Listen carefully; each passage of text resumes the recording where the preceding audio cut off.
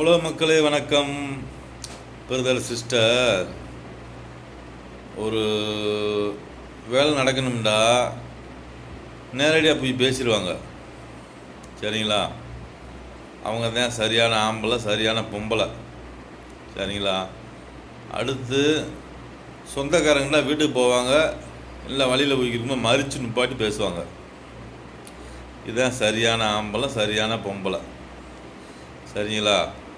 பிறந்ததுலேருந்து ரோட்டில் 1000 பேர் போய்க்கிருக்கேன், வந்துக்கிருக்கேன். ஒருத்தனா மறித்து நிப்பாட்டி பேசுவாப்போம். நல்லா ஆம்பளை, நல்லா பொம்பளை ரோட்டில் போகிறாங்களா, எல்லா பேரும் மறித்து நிறுத்தி பேசு.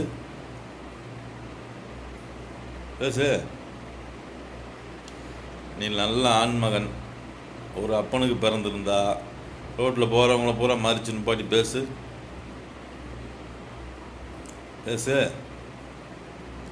நீ ஒத்த அப்பனுக்கு பிறந்திருந்தா பெண்கள் நீங்கள் பேசுங்க. உண்மையா பையா? ஒன்று வீட்டில் போய் பேசணும், இல்லை மறித்து பேசணும், இல்லைன்னா நின்று இடத்துல போய் பேசணும்.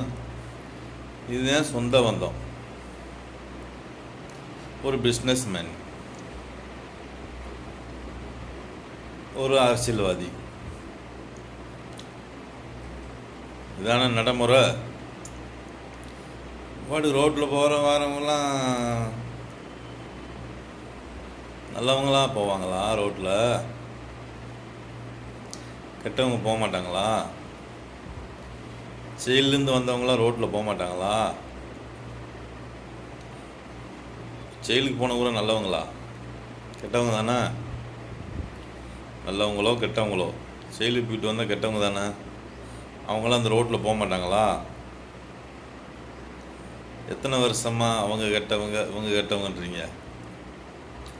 அவங்களுக்கு வர்றதுக்கு தான் திறமை இல்லையே, என்ன சொல்கிறது, ஆண்மை இல்லையே, பெண்மை இல்லையே.